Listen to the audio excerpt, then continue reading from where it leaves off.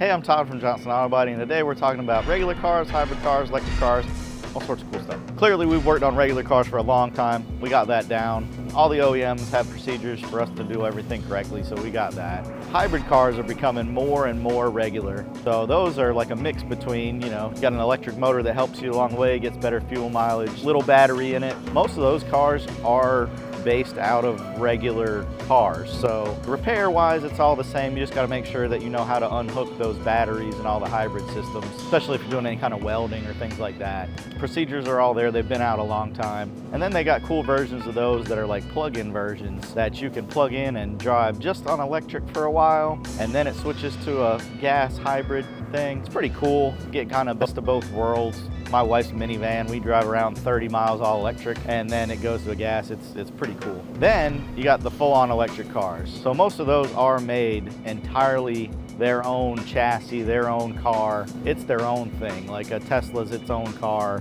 They don't make a gas version of those. Hyundais and Kias, they have electric cars, EV6 and Ioniq. There's a bunch of those, and everybody's coming out with, like, Chevy's got one, all electric, but they don't share a platform with a gas car, most of them. So they're a whole different deal to work on. So it depends on what it is, what kind of accident it is, what we can do on it. Because you got to be certified in a lot of those. You've got to know if a battery's got to be removed in one of those. It's a big deal. They're a large part of the chassis of the car. So if you have one of those, you want to make sure you got somebody that knows what they're doing on that stuff and knows when not to work on it too. So like those, we can work on some of them.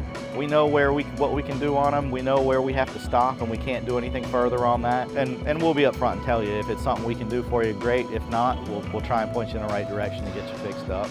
Got any questions about any of that kind of stuff, just give us a call or swing by at Johnson Auto Body. Thanks.